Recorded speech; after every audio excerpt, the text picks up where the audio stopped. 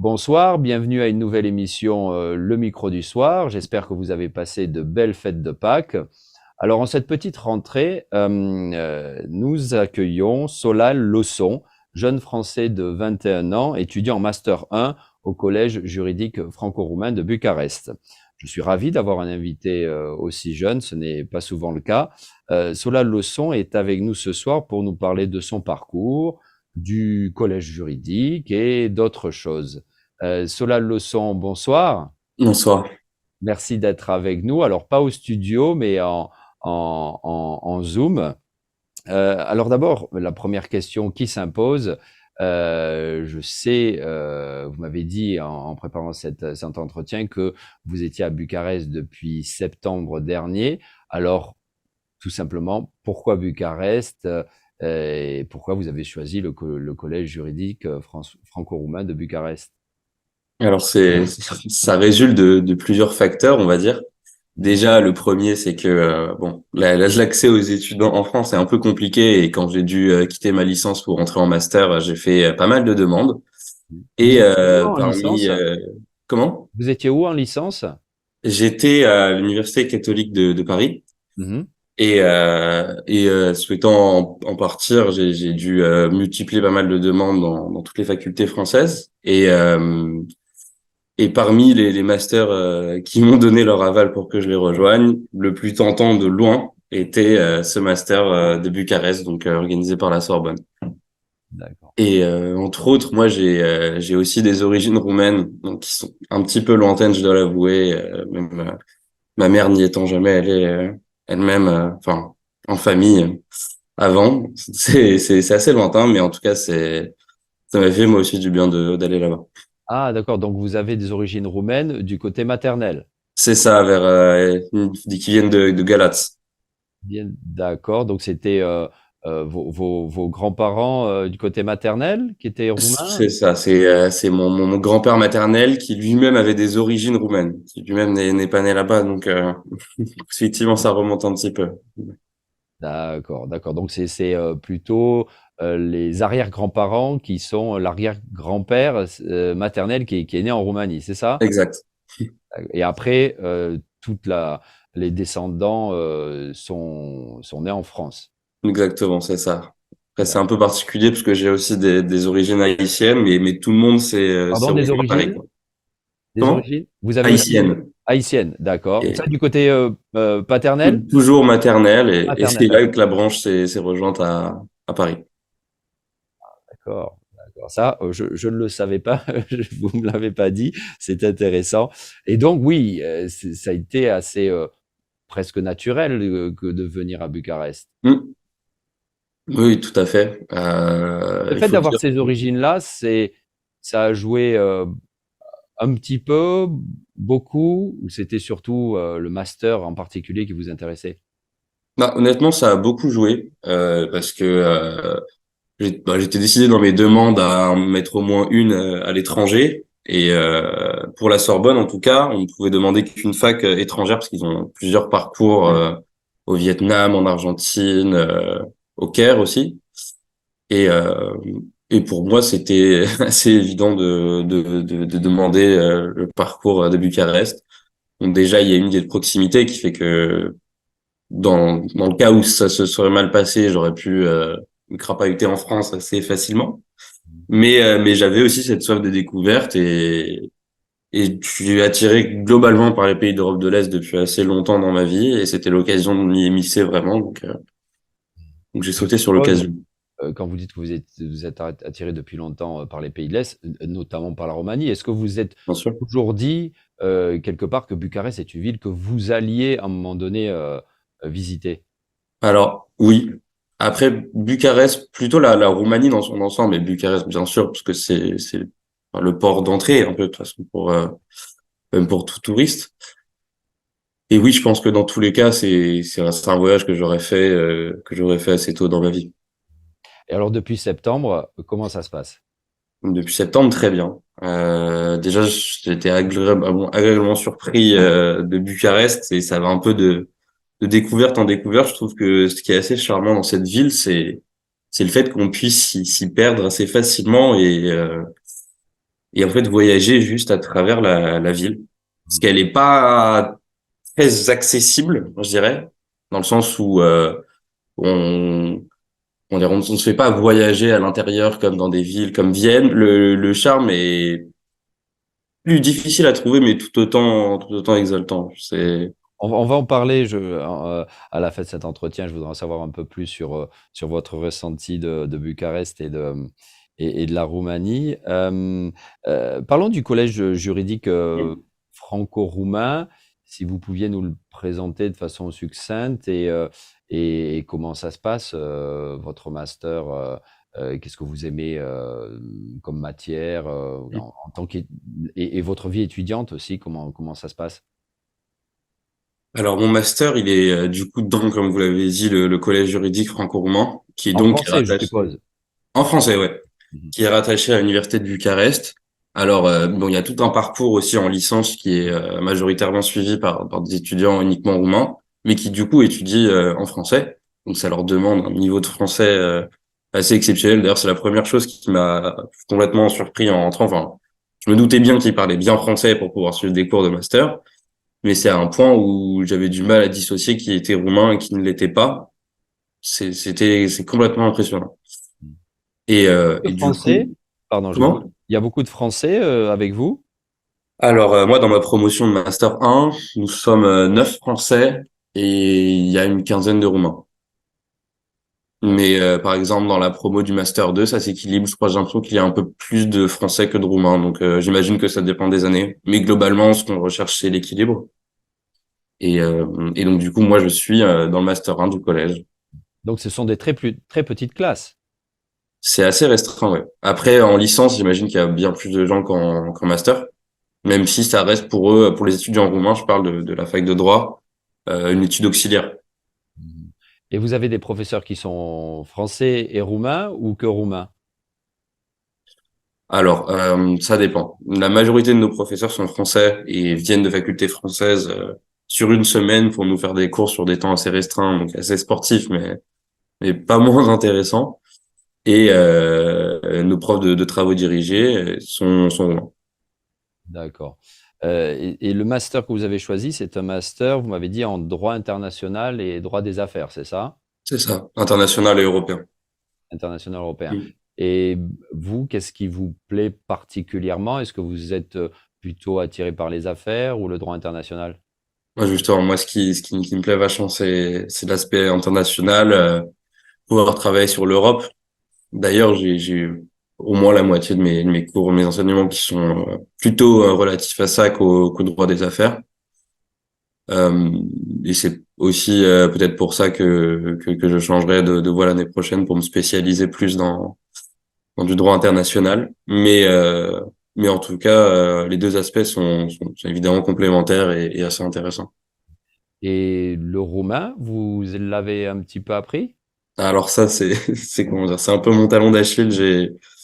Enfin, j'essaye, j'apprends un petit peu, mais j'avoue que, non pas que la langue soit compliquée, mais que j'ai moi-même un peu du mal à me forcer à apprendre la langue. Et Ouais, j'en ouais. suis quand même assez cantonné aux bases. Ouais, et puis, comme vous me l'avez dit en préparant cet entretien, l'année prochaine, c'est pour ce master en droit de l'homme, hein, je crois, Ça, master de droit de l'homme, c'est retour à Paris, c'est ça? retour à Paris, ensuite c'est ça, donc Où ça exactement? à la Sorbonne. Donc D'accord. je retourne à l'université mère. Mais, mais non, effectivement, pour le roumain, en fait, je me rends compte avec le recul que j'aurais dû m'y mettre à fond dès le début pour pouvoir avoir un niveau correct en un an. J'ai pris le train un peu trop tard. Surtout que vous dites que vous êtes intéressé depuis longtemps par Mm. les pays de l'Est, donc il n'est pas à exclure que vous allez revenir, en plus avec Non, totalement. ce lien affectif avec le pays. Mm. Non, il est pas trop tard. Je peux toujours apprendre apprendre à distance. En tout cas, c'est vrai que si j'aurais peut-être un regret de ce séjour, ce serait cet apprentissage de la langue.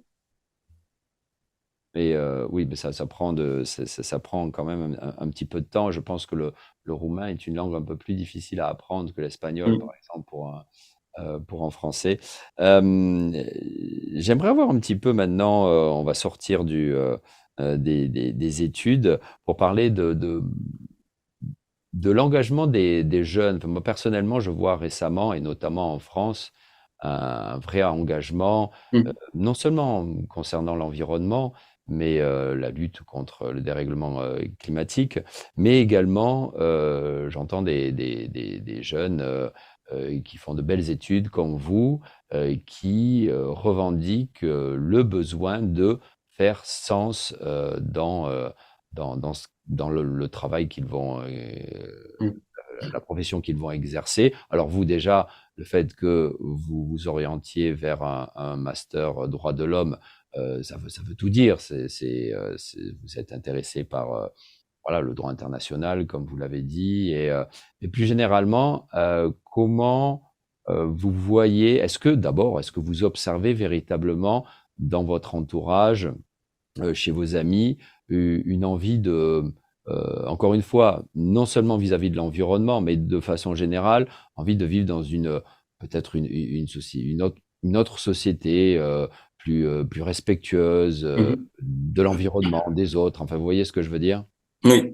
Alors, je pense que au-delà du fait que, comment dire, chaque génération ait à mener ses combats, ses révoltes pour un peu s'affranchir de la précédente, euh, j'ai l'impression qu'il y a un vrai changement de paradigme dans la façon de concevoir la vie dans nos générations, ou enfin au-delà même du concept de vie et de mort, un truc plus global qui est où on vit et comment on vit finalement.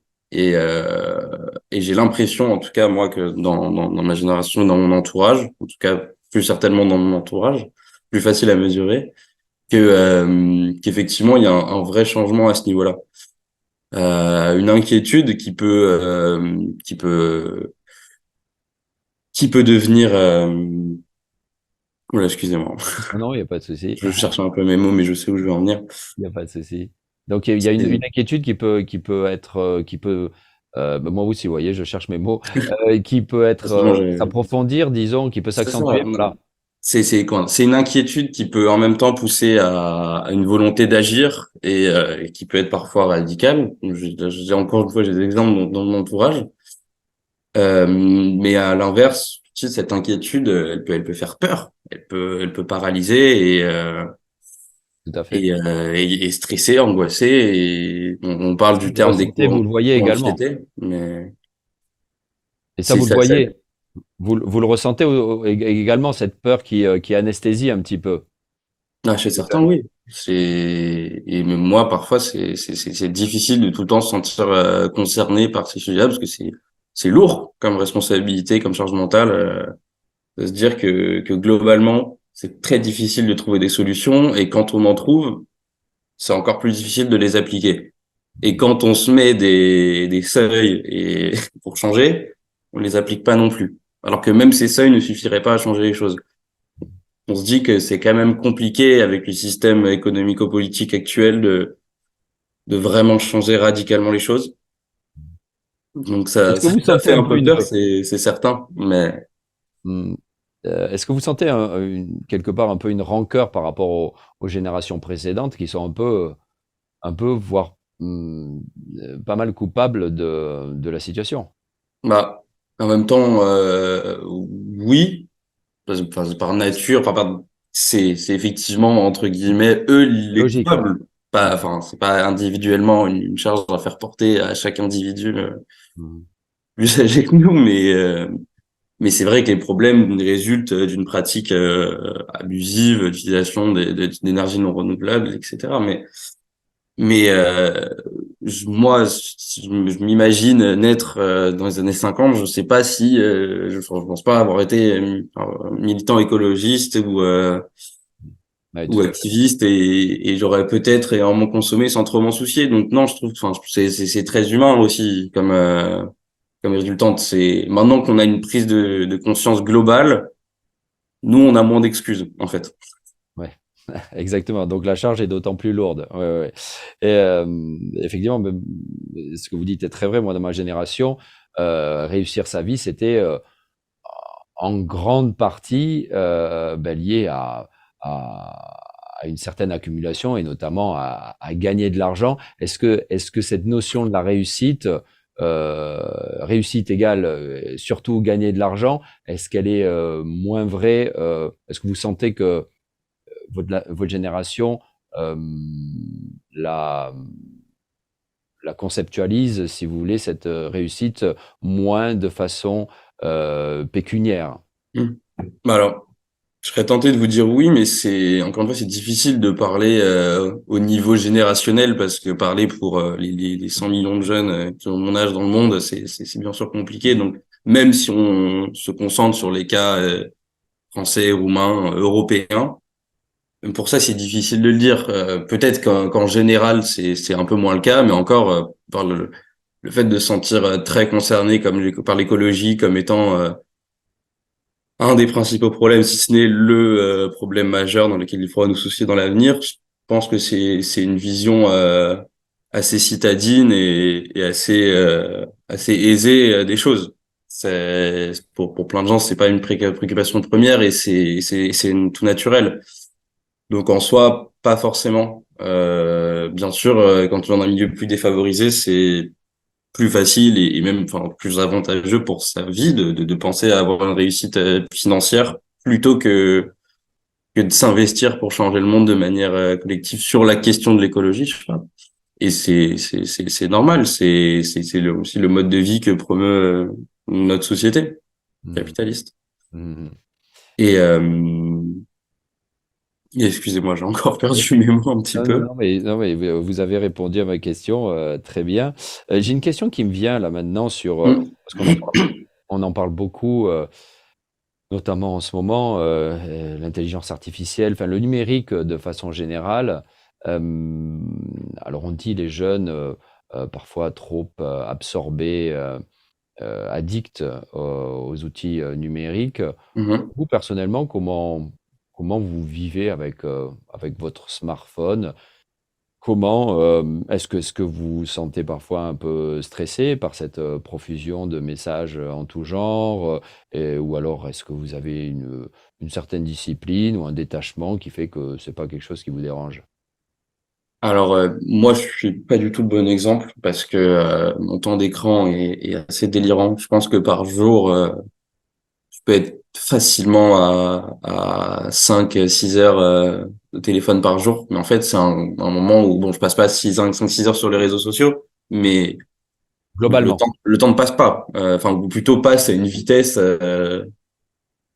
incommensurable quand on est sur nos écrans. Et évidemment bon, ça change tout dans l'utilisation du temps et on va dire, voilà, je vais un peu diverger, mais je trouve que là où ça fait le plus de mal pour l'être humain en général, l'utilisation du téléphone, c'est la perte du temps d'ennui. Parce que je me rends compte moi-même que je passe beaucoup moins de temps à juste à penser, tout simplement, quand je suis sur mon téléphone, que quand je fais attention à ne pas l'être. Donc, quand, par exemple, je suis en vacances dépaysé où j'ai pas Internet, et pour le simple fait de se balader dans la rue et marcher pour rien ou alors juste pour rentrer de son travail, si on écoute un podcast ou qu'on regarde une vidéo en marchant, bah ouais, on va être absorbé alors que juste se laisser porter par la vie quand on marche, c'est bon, ça fait un peu grand discours ce que je dis, mais Ah c'est non, non, vrai mais que moi, en tout cas, j'ai d'accord. l'impression de Mmh. perdre un peu ce temps qu'on devrait s'accorder à s'ennuyer. Ouais, ouais, Mais globalement, sur la pratique de l'écran, je trouve que c'est assez flippant, ouais. Enfin, on a beaucoup d'utilisation et c'est hyper, enfin, c'est très croissant, dans notre, vous excusez-moi, là, utilisez, sur, l'application qui permet de mesurer le temps que vous passez sur votre téléphone ou vous préférez pas? bah, si, bah, je regarde, et justement, mais je regarde pas depuis très longtemps, et c'est vrai que ça fait assez peur. Après, bien sûr, tout n'est pas mauvais dans les écrans. Il y a des choses où c'est mauvais, par exemple, ça fait baisser notre temps d'attention, ou ça peut, avoir des dégâts sur, Ça, vous le les ressentez? yeux.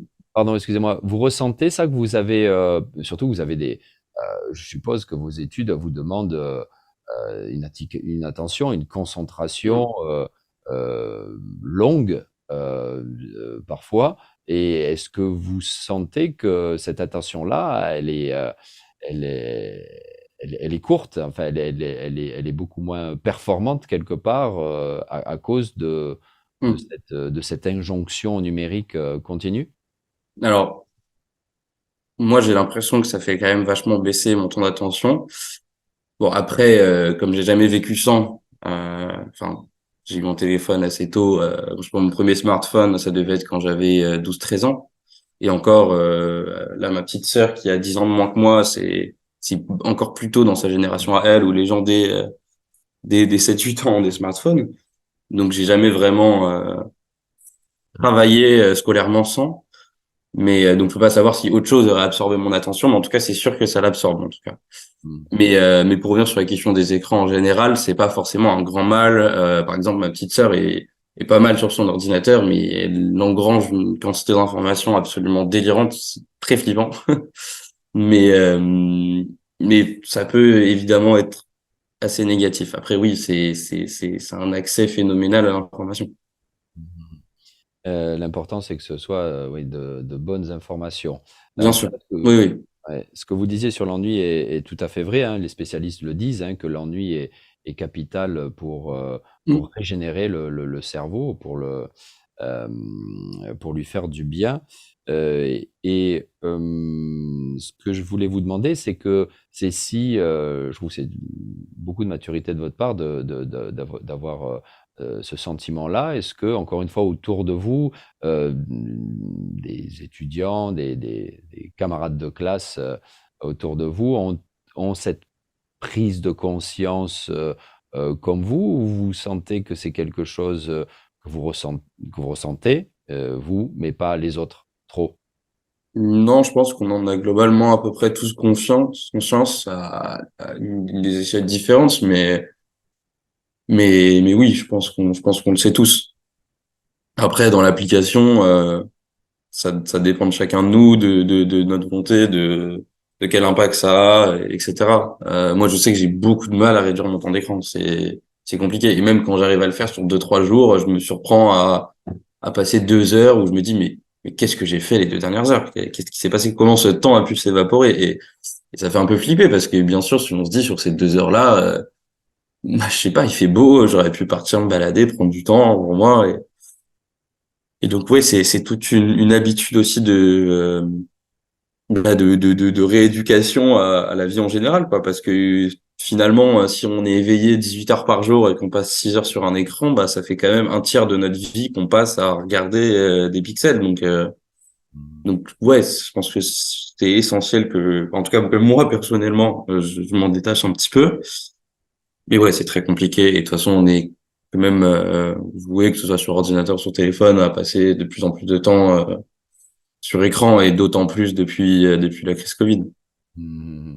En tout cas, je trouve c'est faire preuve d'une belle maturité que d'en avoir conscience. C'est déjà énorme. Si vous le voulez bien, Solal,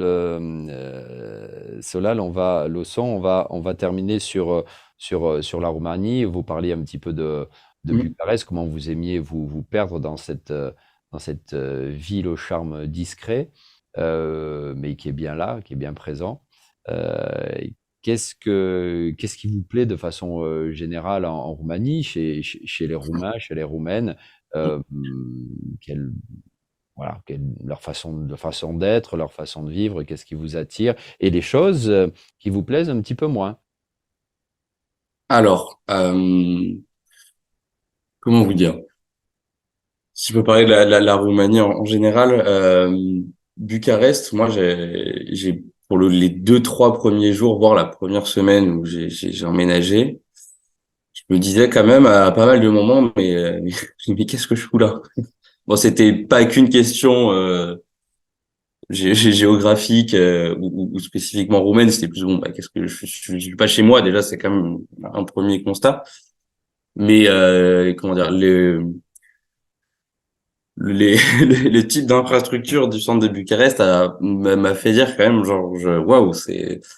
c'est assez spécial. Et en fait, je me suis assez vite adapté par exemple, moi, j'habite juste à côté, dans un petit appart à côté du parc Sismigiu, donc dans le plein centre de Bucarest. Et je trouve ce parc d'une beauté mais impressionnante et j'adore y aller.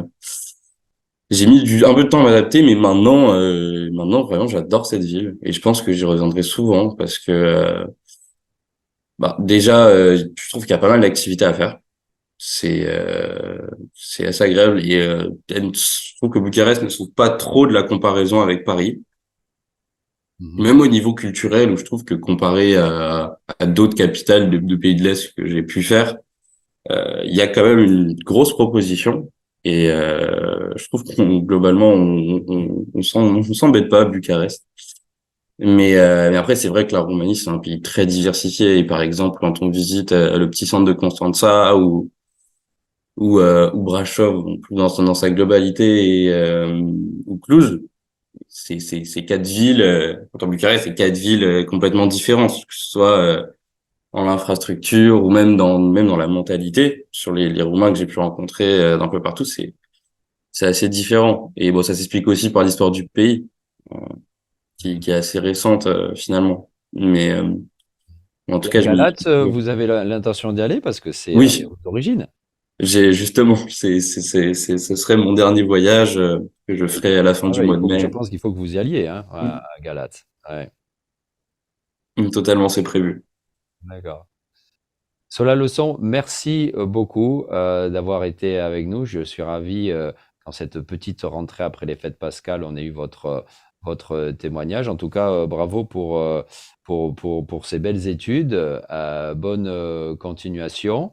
Et puis continuer voilà, à bien être sensible à votre entourage et à ce qui se passe, si je puis me permettre. Et en tout cas, je suis ravi de vous avoir écouté. Je pense que pour les auditrices et les auditeurs, ça a été également un plaisir. Merci Solal. Merci à vous. Chers auditeurs, je vous dis à la semaine prochaine, même endroit, même heure. Cet entretien, vous pouvez le retrouver sur la page Facebook de RFI Roumanie et sur le site rfi.ro. Merci beaucoup, Weekend Placout. Au revoir.